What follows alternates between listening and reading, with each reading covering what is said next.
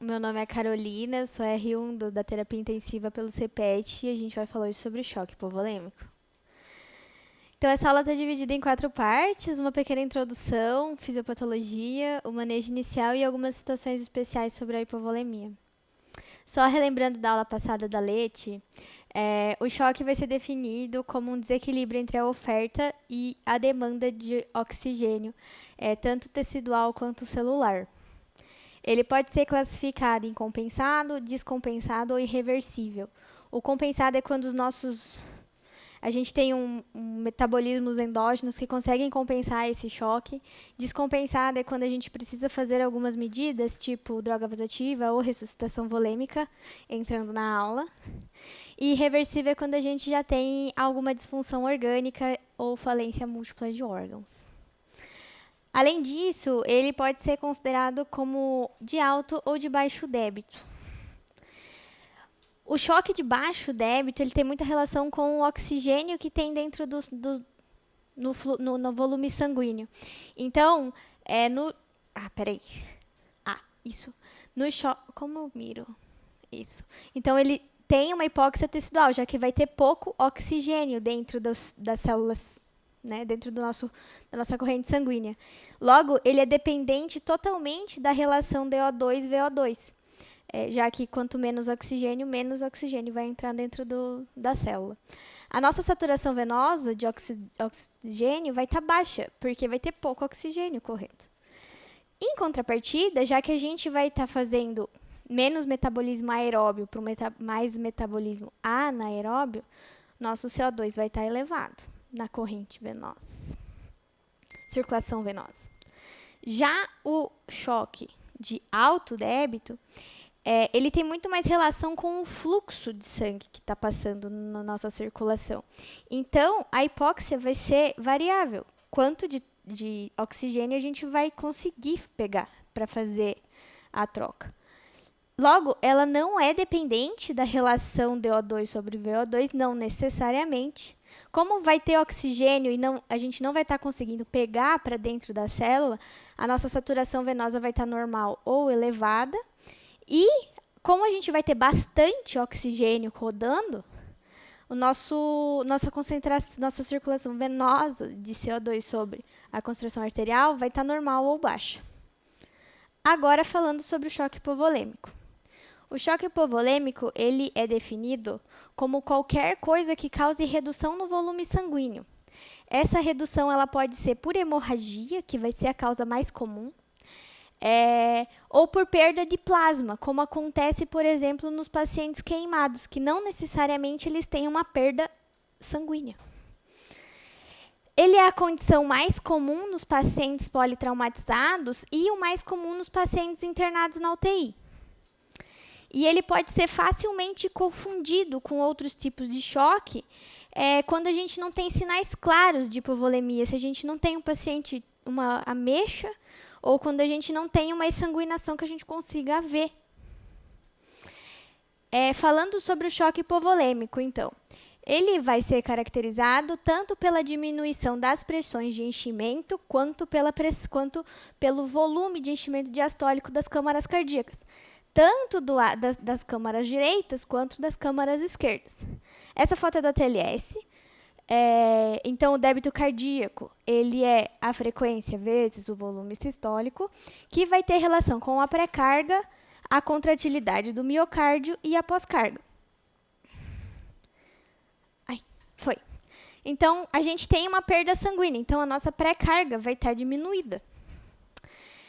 E isso vai fazer com que, como vai estar entrando menos sangue dentro das câmaras cardíacas, as nossas fibras miocárdicas elas vão esticar menos depois no final da diástole.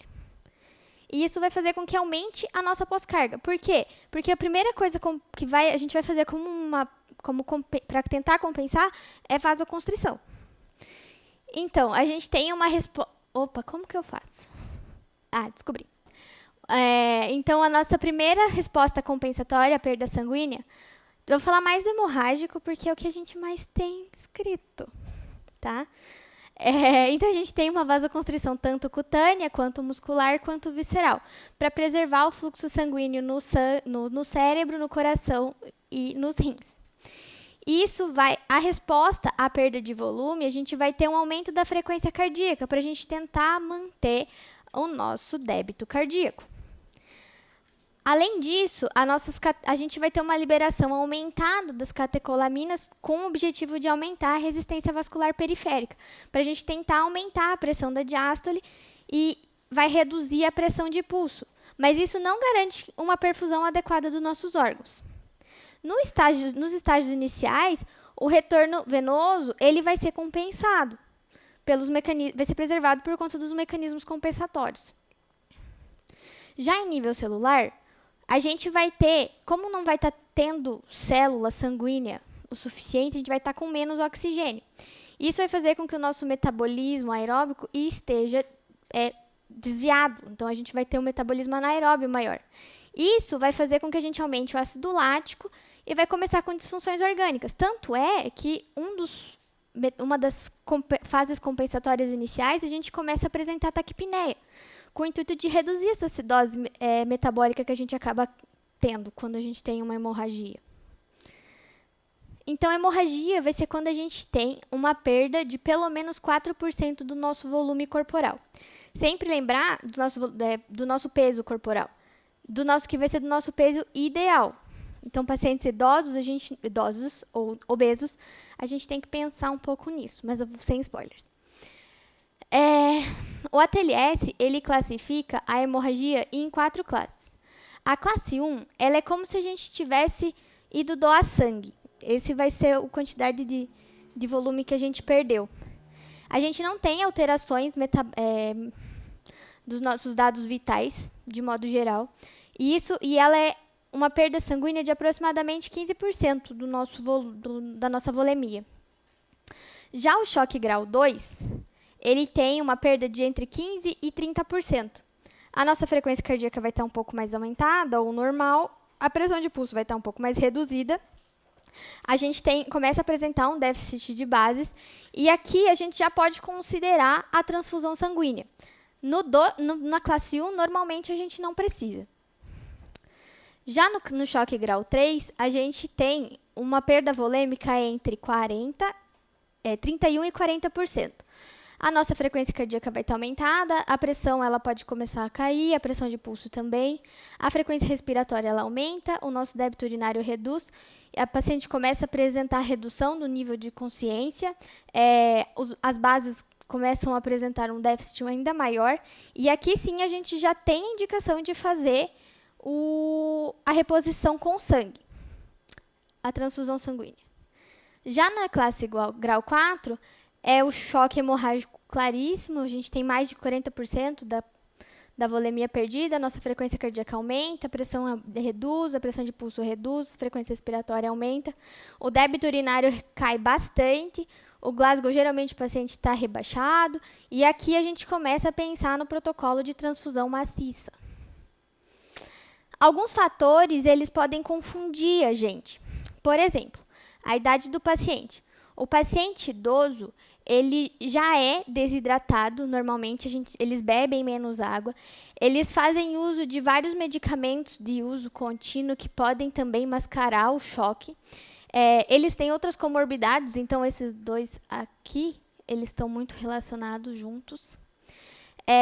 Outra coisa que tem relação é o intervalo entre a gente reconhecer a lesão e começar o tratamento inicial. E aqui o pré-hospitalar entra também junto. O que o pré-hospitalar fez? As informações que o pré-hospitalar trouxe para a gente.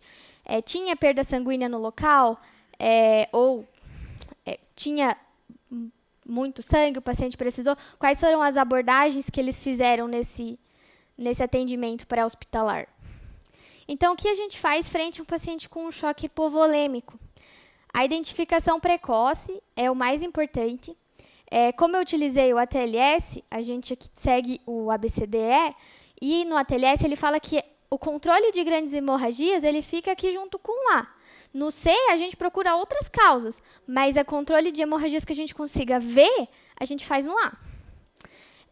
A reposição volêmica, a gente é o passo inicial. A gente precisa fazer começa com 1 litro de solução cristalóide, tá? Em pelo menos 2 acessos venosos calibrosos. Aqui a gente... Por que a gente não usa o central? Pela aquela lei de Poiseuille, esse é o nome? Né? Que o fluxo de sangue, ele é diretamente proporcional à 4ª potência do raio. Então, quanto maior o diâmetro, mais fluxo vem. E ele é inversamente proporcional ao comprimento. Então, não faz sentido fazer no central. Os hemoderivados. Então, a gente precisa pensar em vários itens. Vamos fazer transfusão maciça? Sim, beleza. A gente tem a tipagem sanguínea desse paciente? A gente tem disponível o sangue? Quanto que a gente vai fazer? Exames complementares. Aqui ele fala da gente tentar reconhecer outras causas de hipovolemia. Então, a gente pensar em fazer um FAST, fazer um eco à beira-leito, fazer um raio-x de tórax. Ele fala também do lavado peritoneal, mas a gente não faz. E intervenção cirúrgica. A gente tem uma equipe preparada, a gente está num hospital que seja possível fazer. O tratamento para a nossa perda volêmica, ela é única e exclusivamente cirúrgica? Então, como a gente sabe se a nossa reposição foi efetiva? Isso a gente só pode dizer na primeira reposição. Depois disso, a gente tem que ir avaliando o paciente a cada reposição que a gente faça. Mas, assim, eu digo que um paciente responde rápido quando os nossos sinais vitais eles voltam ao normal rapidamente. Se a nossa perda sanguínea ela é estimada em menos de 15%. Se a gente não teve necessidade de fazer a reposição de sangue, a chance de precisar é baixa. A gente tem tempo para fazer a prova cruzada e a tipagem. Precisa de intervenção cirúrgica, talvez, e a gente tenha uma equipe especializada. Uma resposta transitória é quando a gente pode até ter uma melhora dos sinais vitais, mas isso é rápido, logo ele pode voltar a descompensar. Nossa perda sanguínea é estimada entre 15% e 40%, então o choque grau 2 e grau 3. A necessidade de sangue ela é de moderada a alta. A gente não a gente conseguiu fazer a prova cruzada e a tipagem sanguínea? Às vezes não. Então, qual sangue a gente vai utilizar? Provavelmente, a gente vai precisar de cirurgia para abordar esse paciente. E quando a gente tem um paciente que responde minimamente ao choque, nossos sinais vitais eles vão continuar anormais. O choque ele vai ser severo, então ele vai ser da classe 4. A gente precisa de transfusão sanguínea imediata. Aqui. A gente não conseguiu preparar o sangue, então provavelmente aqui vai ser utilizado o O negativo. Então, e aqui o tratamento cirúrgico é com certeza o que a gente vai precisar fazer. E quais sinais vitais que a gente avalia? A frequência cardíaca. Esse aqui era para ser um dedinho assim, mas não deu certo. Então, a perfusão tecidual, a pressão de pulso, a pressão arterial e o débito urinário. Lembrando que a gente espera que o paciente tenha meio ml por quilo por hora. E a transfusão sanguínea? Quando que a gente vai fazer? A transfusão sanguínea, lembrando que a prova cruzada e a tipagem sanguínea, elas demoram pelo menos 1 hora para sair. Então, nem sempre isso dá tempo. Então, a gente utiliza o O negativo, quando a gente não tem tempo e a gente não sabe qual é a tipagem sanguínea do paciente. O ATLS fala que transfusão maciça é quando a gente precisa de 10 ou mais bolsas de sangue em 24 horas. Ou 4 bolsas em 1 hora. Então, é uma coisa muito retrospectiva. A gente não sabe exatamente quando que a gente está de frente a um protocolo de transfusão maciça até a gente começar a fazer ele. Um concentrado de hemácias, ele vai aumentar o hematócrito em 3 pontos. Menos quando a gente tem um sangramento ativo, que a gente consiga ver. E ele fala para a gente fazer aquela regra do 1 para 1 para 1. Então, um concentrado de hemácias para 1 concentrado de plaquetas para 1 de plasma. E o ácido tranexâmico, quando que a gente faz? Os estudos mostram que no atendimento pré-hospitalar, ele pode sim melhorar a sobrevida do paciente, desde que ele seja utilizado da maneira correta, que é quando a gente faz ele antes de 3 horas, em até 3 horas da injúria. Muitas vezes isso não é possível, mas E como que a gente faz? A dose de ataque vai ser 1 grama EV em bolos em 10 minutos. E depois a dose de manutenção é 1 grama EV correndo em 8 horas. Tá. Quais são as situações especiais? Então, o idoso, como eu falei, além dele ser um paciente que já é desidratado, ele tem uma polifarmácia. Gente, a parte mais difícil é controlar o gazinho. Aqui. Então, ele já é um paciente que ele é desidratado. Ele é um paciente que ele tem uma polifarmácia. Geralmente, eles usam antihipertensivos, eles usam diuréticos, que podem cursar com hipovolemia e mascarar os sinais. Sem contar que a pele deles é super fininha, então alguns mecanismos de trauma acabam cursando com maiores hemorragias e traumas e fraturas, etc. Outra situação especial são as gestantes. A gestante, além de todas as alterações fisiológicas que a gente tem na gestação, a gente está cuidando não só de uma pessoa, mas de 2. E o bebezinho, ele vai apresentar sinais de hipoperfusão e sinais de sofrimento muito antes da mamãe. Então, a gente precisa monitorizar não só ela, como a criança. Fazer o BCF, fazer todas aquelas coisas da GO. Outro paciente que a gente precisa ficar um pouco mais alerta é o paciente que é atleta, que ele tem um débito cardíaco aumentado e eles têm um volume maior também, um volume circulante maior. Então, eles também podem apresentar os sinais de choque muito depois. Outro paciente para ficar alerta vai ser os pacientes obesos, que eles não só... lembrar de a gente fazer a transfusão e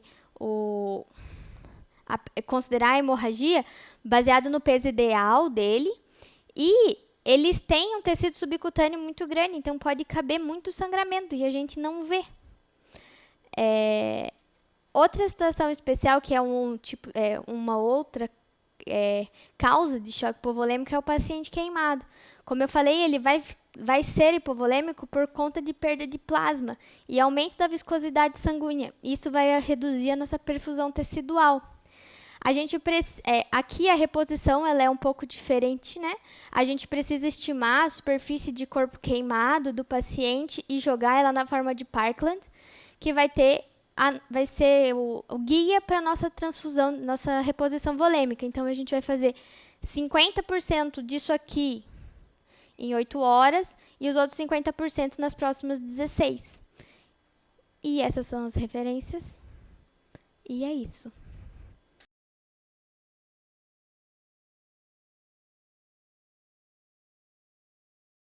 Imagine que você coloca num laboratório um animal, anestesia. Hoje é um pecado, né? Mas, enfim. Coloca um cachorro e sangra esse cachorro. Abre a artéria. O que vai acontecer com a pressão arterial desse? Ela vai ficar mais ou menos estável e vai cair lá no final, concorda? Então, imaginar que aqui é o tempo zero do sangramento.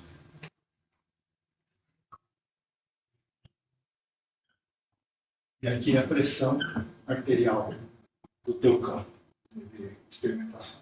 O que acontece com teu débito cardíaco? O débito cardíaco, ele vem normal, chega a um determinado momento, começa a sangrar, o teu débito cardíaco começa a cair, concorda? Ele cai por quê? Porque você perde pré-carga. Diminui a pré-carga, diminui o volume sistólico. Diminuindo o volume sistólico, você diminui o débito cardíaco. Por que a pressão arterial se mantém? A resistência periférica começa a aumentar no mesmo nível. Chega a um determinado momento que a resistência vascular sistêmica,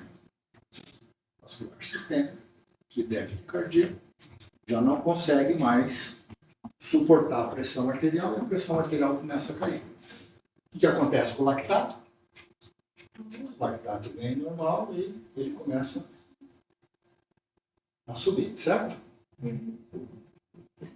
Ok. Quanto que você precisa ter perda de volume para poder ter hipotensão arterial? Precisa perder quanto disso aqui? Mais de 15%. Porque até 15%. Não. Ponha lá a tua figurinha.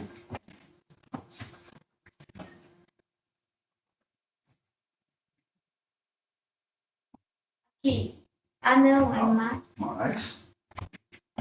Mas aqui, ó. Onde é que está o teu? Aqui, ó. É de 30 a 41%. Aqui, ó.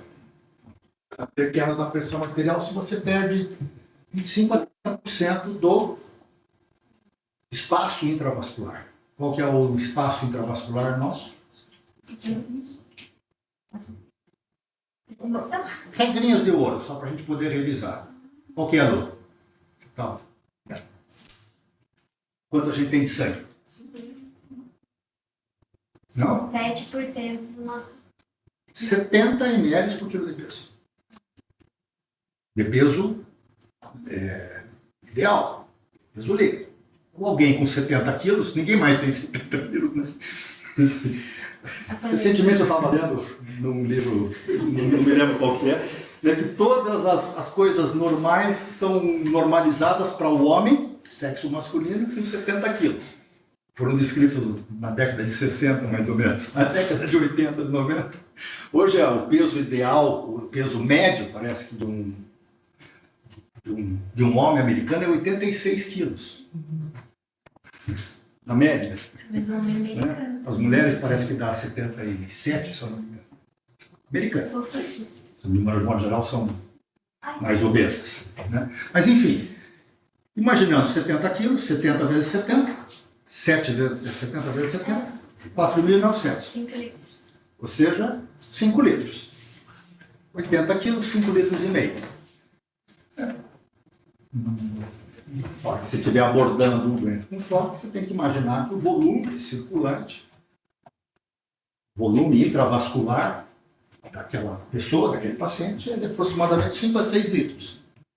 Então, para ele poder perder e ter queda de pressão arterial, ele precisa de perder 6, 12, 18, precisa perder 1.800 ml. Né? Se eu for ali fazer uma doação de sangue para me tirar 450, 500 ml, eu vou sair dali andando, não vou nem ter taquicardia. Okay? Se eu perder mais ou menos uns 20% do meu espaço intravascular, uma queda, uma hemorragia de mais ou menos 1.000 ml, eu vou ter um pouco de taquicardia, minha pressão deitada vai ser normal, eu vou ter hipotensão postural se eu ficar de pé ou sentado. Então, o que vocês fazem, né? Às vezes, não sei se ainda fazem, pegar um doente que chega com muita diarreia, com perda, com depressão do espaço extracelular, você mede a pressão deitada, está normal, tem um pouquinho de taquicardia, põe ele de pé. Olha o vaso sublingual, né? Jugular, está seca, põe ele de pé, ele tem hipotensão postural, ele tem 20% de perda do espaço extracelular. Para o intravascular, é do mesmo jeito, só que daí nós estamos falando de intravascular. Se você perder 1.000 ml, a tua pressão arterial sentada, deitada, vai ser normal. Vai ter um pouquinho de oligúria. Vocês colocam o doente na UTI sentado? Deve hipotensão postural? Não, vocês medem lactato, né? E olha para o débito urinário. Mas às vezes só colocar ele sentado já te dá uma boa ideia do déficit do espaço intravascular. Então vamos imaginar aqui que ele vai ter que ter pelo menos uns 1.500 ml de perda de espaço intravascular. Pelo menos 25%, 30% para poder ter queda.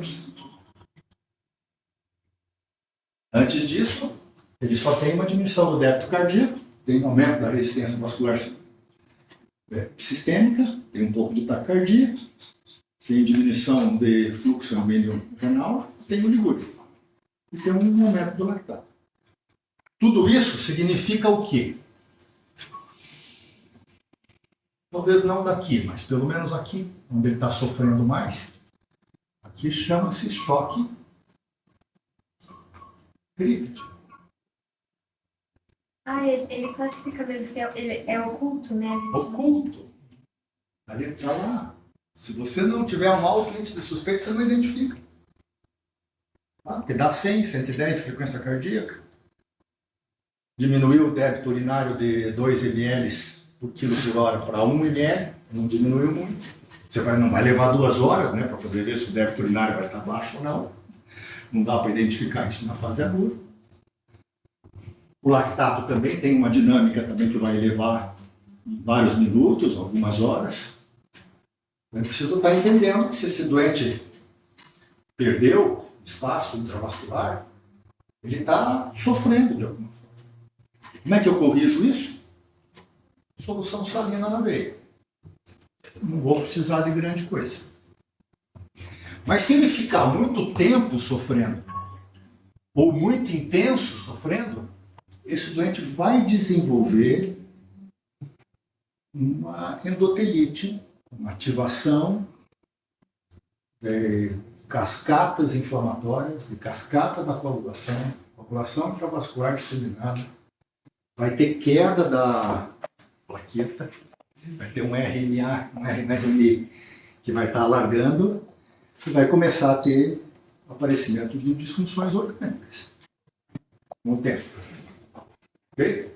Se isso daqui acontece, por exemplo, no centro cirúrgico, e não é identificado pelo anestesista, e ficou lá 2, 3 horas, o anestesista vem dizer, foi tudo bem durante a cirurgia. O que foi que você mediu? Medi frequência cardíaca e pressão arterial. O cirurgião veio dizer, foi um sucesso a cirurgia.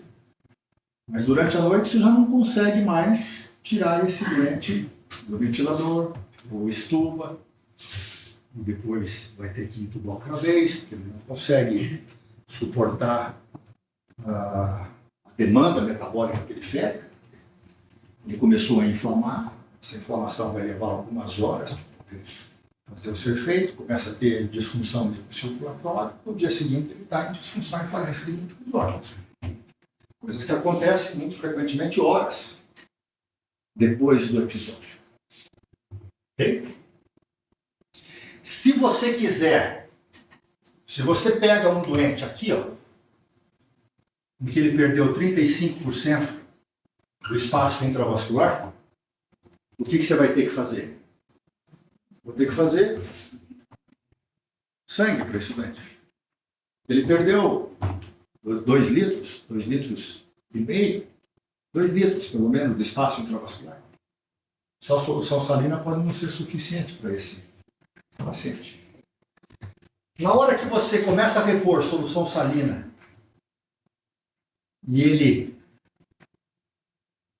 volta por um déficit de 20% do espaço intravascular, como é que fica a frequência cardíaca dele?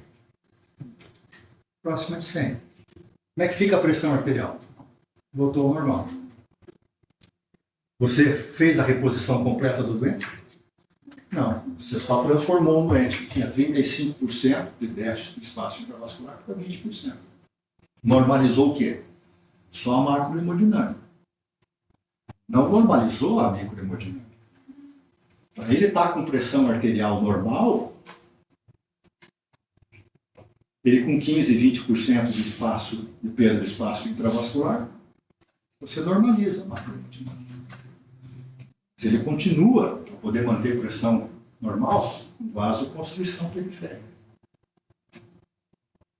E em grande parte com algumas áreas com metabolismo anaeróbico, com inflamação ocorrendo, com coagulopatia. E isso vai levar horas depois, dia depois, a disfunção e falência de múltiplos órgãos. Então é um modelo simples, mas que dá uma ideia de que quando vocês identificarem um doente que tem choque por causa de perda do espaço extracelular ou perda do intravascular, no caso hemorrágico, ele tem bastante perda de volume. E a normalização não é só normalizar a pressão arterial. Fazendo um cálculo rápido assim, quando você administra 1 litro de solução salina, quanto que fica no intravascular? 30, 40? 1/4, né? Porque lembra que mais ou menos 2/3 do nosso peso é água. Qual é o nosso volume intravascular é o nosso volume extracelular. Vimos isso na aula passada, não foi? Não?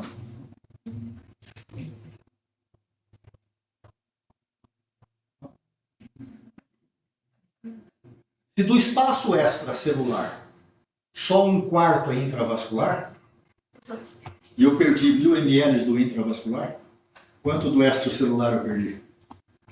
Mais 3 litros. Então, se eu quiser repor 1 litro do espaço intravascular, eu tenho que repor 4 litros de solução salina.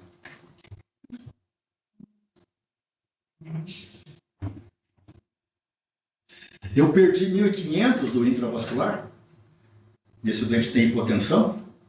Para eu repor 1500, eu vou ter que repor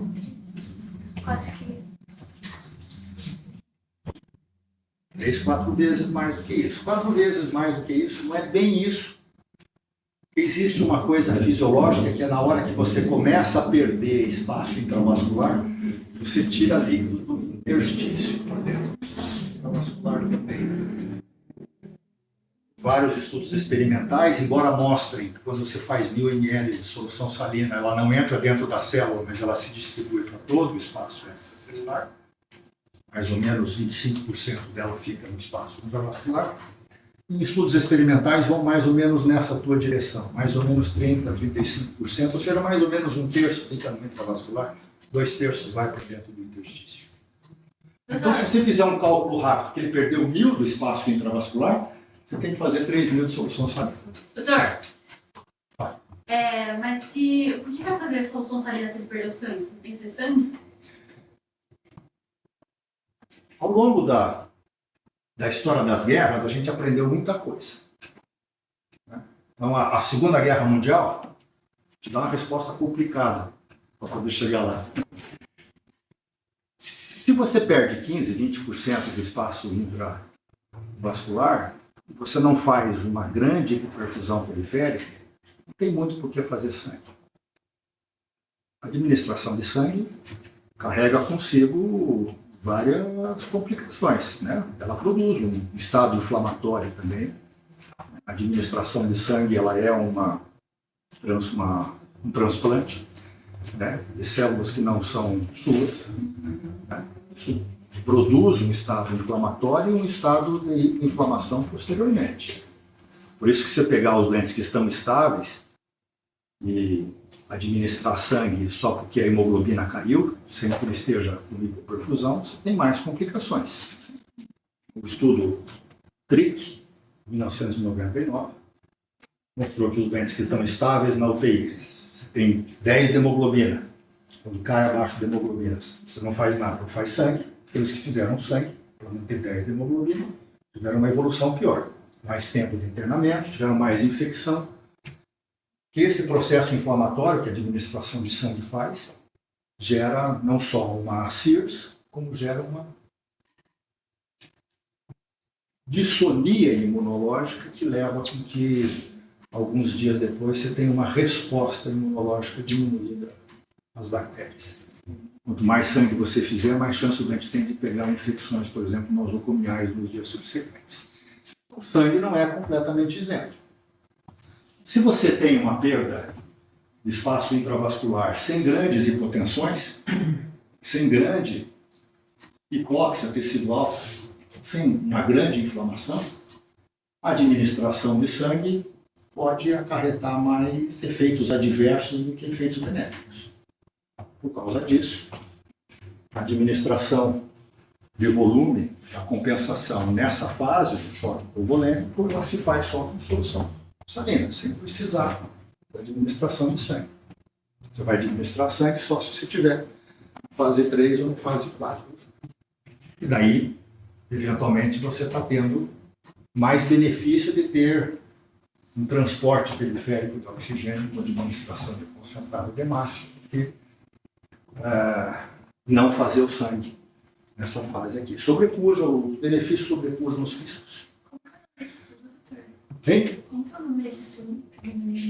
Da hemoglobina? TRIC.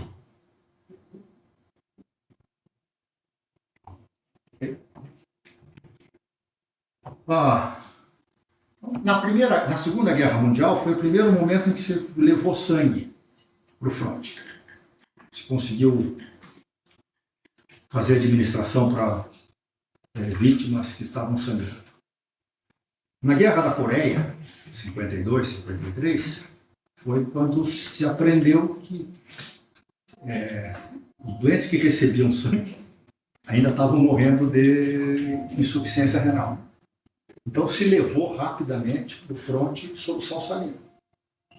Se aprendeu a fazer a administração de solução salina em grande quantidade para esses doentes. Tanto assim que na Guerra do Vietnã, ao longo da década de 60, se administrou tanta solução salina para esses doentes desenvolveram o quê? Não desenvolveram mais insuficiência renal. Desenvolveram o SAR. E morreram de SAR. Aí quando se aprendeu que não devia administrar tanto esses volumes, quando a gente for falar de SAR, eu conto um pouquinho da história da guerra, do Vietnã, do Mont de Da Nang, aqueles helicópteros que você vê nos filmes, aqueles helicópteros baixando e tirando os feridos de guerra, da guerra do Vietnã, colocava dentro dos helicópteros, começava a solução salina de monte, eles chegavam à base de Da Nang,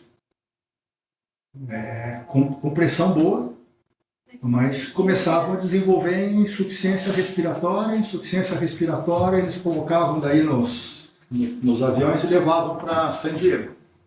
E daí San Diego dizia assim, ó, lá vem um pulmão de Da Nang para a gente ventilar. A SARA foi descrita em 1967, a Guerra do Vietnã, começou no começo da década de 60 até 73. Então, de alguma forma, as guerras vieram mostrando para a gente, né, que era importante fazer reposição de volume, era importante fazer prevenção de insuficiência renal, com administração precoce de solução salina, mas dava muita congestão pulmonar. Mas a administração de sangue sempre foi uma coisa assim muito de você preservar o banco de sangue e não fazer muito uso de concentrado de massa, de plaqueta, de plasma fresco. Se preconizava que a maior parte dos doentes poderiam ir bem com solução salina, com vinca lactato. Mas na Guerra do Golfo, 2002, foi quando se descreveu um artigo importante, uma descrição de casos, mais ou menos 200 soldados que eram feridos ali no Iraque, e eles eram transportados para uma base, a principal base americana nos Estados Unidos fica na Alemanha, e eles pegavam esses feridos exsanguinando e administravam um sangue total. Quando se fizeram uma análise daqueles que receberam solução salina, daqueles que receberam sangue total, se percebeu que aqueles que estavam recebendo sangue total tinham uma evolução melhor do que aqueles que receberam solução salina.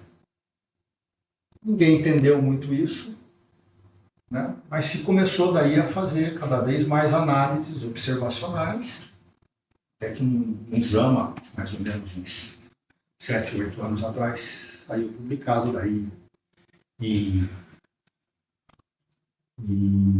feridos de trânsito, de tiro,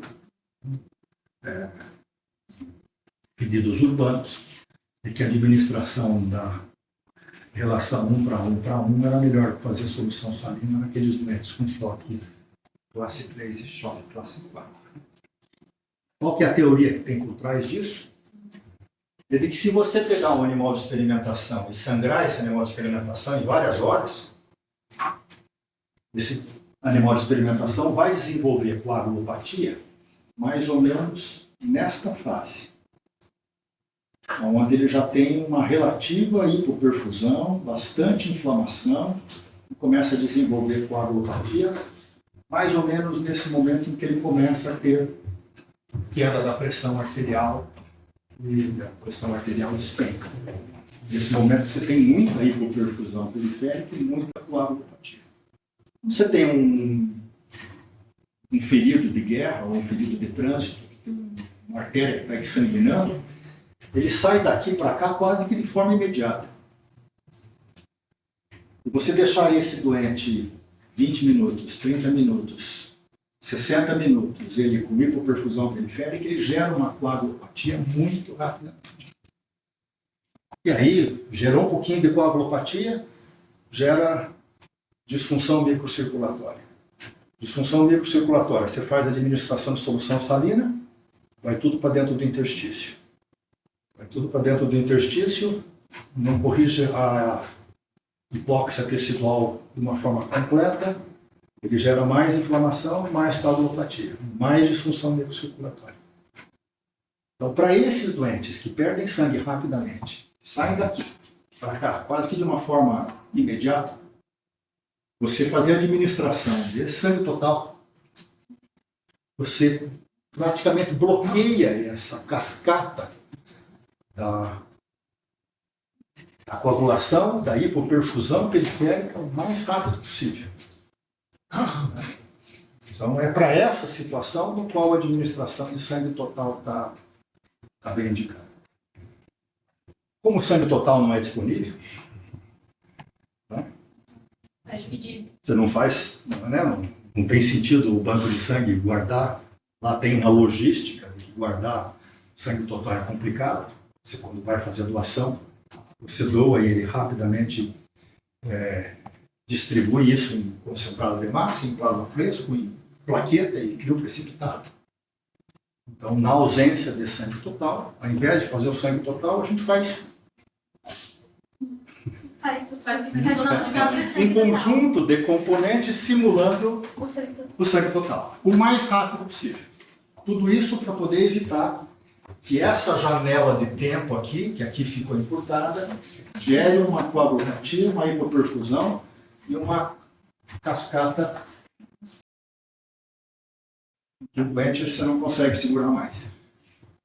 Ele cai a pressão arterial, você repõe um pouquinho, ele melhora um pouquinho, depois ele cai outra vez, gera mais disfunção microcirculatória e você faz uma reposição, ele melhora um pouquinho, você aumenta a droga vasoativa.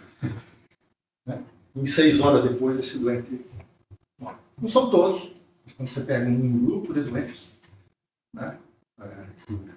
Analisa estatisticamente esses doentes, você tem mais chance de causar um bem maior para esses doentes, administrando sangue total o mais precoce possível. Aqueles doentes que estão com pico sanguíneo vão precisar de sangue, habitualmente, para poder bloquear essa cascata deletéria dos doentes. Ok? Respondi a pergunta, foi meio atravessada, mas você veja a importância que as guerras trouxeram aí de conhecimento acumulado. Fazem com que vocês hoje possam fazer boas escolhas, né, na beira do leito do doente. Muito provavelmente, aqueles doentes que têm uma úlcera que rapidamente sangra, muito provavelmente esses doentes, como fazem a mesma cascata, não foram estudados especificamente nesses doentes, mas esses doentes, quando fazem uma hipotensão rápida, estão ensanguinando. Esses doentes possivelmente devem ser repostos com sangue total. Sangue total, que eu quero dizer, sempre entre aspas, dizendo sempre todos os componentes do sangue. Ele perde concentrado de massa, ele perde fator de coagulação e ele perde fibrinogênio. Então, basicamente, nós estamos falando de concentrado de massa, plasma fresco e crio precipitado. Ele pode ir plaqueta junto? Pode. Mas plaqueta é uma coisa que a gente tem mais em excesso, a não ser que seja a gente tem um vídeo discutindo hoje. Veja, nós estamos tirando aqui de um exemplo muito puro, né? Ou seja, é um choque hemorrágico puro. É claro que na prática clínica vocês vão encontrar situações muito mais heterogêneas, né? E aí é preciso de acoplar esses conhecimentos para cada situação clínica em especial. Então, você encontra um doente com cetoacidose diabética, ele tem uma grande depressão do espaço extracelular, né? Mas ele está fazendo choque por causa da depressão do intravascular, do componente de depressão do espaço intravascular. É claro que você vai fazer uma reposição daí de todo o espaço extracelular, porque um doente com cetoacidose diabética, ele perdeu todo o espaço intravascular. Uma coisa com doente com diarreia, né? Inclusive, É eu já diferente. peguei sexta-feira agora um paciente que tinha uma leucemia, sexta-feira passada. Uma leucemia. Chegou pra gente lá 3 horas da manhã, porque eles são pacientes que chegam nesse horário, a gente sabe que não vai ser boa. Estava a Carol se ajudando. A gente fez 2 concentrados de massa, tá com uma HB de 6 e pouco, 21 mil de plaquetas. A gente fez 6 concentrados de plaquetas. E como desgraça, pouco bobagem, ele fez mensagem. Lembre que quando o doente sangra, né?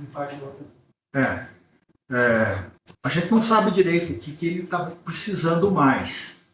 Né? Um pós-operatório de cirurgia cardíaca, por exemplo, é um doente complexo. A gente não tem tromboelastograma para poder fazer uma análise naquele momento, se ele tem mais déficit de fibrinogênio, se ele tem mais déficit de plaquetas, né? Se ele tem mais antifibrinólise aumentada, esses doentes fazem muita fibrinólise, desculpa, muita plasmina aumentada também, né? Você não sabe se é mais transamin que esse doente precisa, se é mais plaqueta, se é mais plasma fresco, se é mais crio precipitado. Então, assim, regra de ouro, assim, né? Um doente que está sangrando, se ele estiver precisando de fibrinogênio, não adianta você fazer plasma fresco. Se ele tiver déficit de fator 7, não adianta você fazer plaqueta, né? Então, um doente sangrando, você faz as 3 coisas. Você faz plasma fresco, crioprecipitado e faz plaqueta. Você faz mais ou menos 25%, 20 a 25% do espaço intravascular na forma de plasma fresco. Uma regrinha de ouro. Se você tiver 0 de qualquer fator de coagulação, e você elevar esse fator de coagulação para em torno de 15%, mais ou menos, 20%, você corrige a hemorragia por causa desse fator. O fator de coagulação que tem a vida média mais curta é o fator 7. Imaginando um doente que perde, está sangrando, um pós-operatório de cirurgia cardíaca, por exemplo. Você não vai medir fator 7, não tem essa possibilidade. Você quer elevar pelo menos 20% da atividade do fator 7. Você pega 20% de plasma fresco e essa por lá. Como é que eu sei 20% de plasma fresco? Se o doente tem 5 a 6 litros de intravascular, 20% disso dá 1 litro.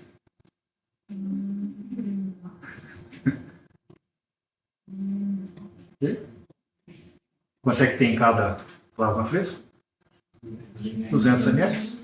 200 e pouquinhos ml? 210 ml? 5 unidades de plasma fresco. Quando você foi doar o sangue, quanto de um concentrado de massa gerou quantos plasma fresco? Gerou quanto crioprecipitado? Gerou quantos bolsinhas de plaqueta? Uma. A cada 5 unidades de plasma fresco, 5 unidades de crioprecipitado, 5 unidades de... Se você fizer e ele não tiver plaqueta, você jogou fora o teu fator de coagulação. Ele vai continuar sangrando porque ela fala da plaqueta.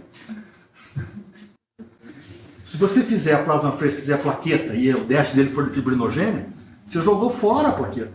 Jogou fora o fator de coagulação, porque ele está sangrando pela deficiência de fibrinogênio. Você não tem tempo. Regrinha de ouro. Faz o sim.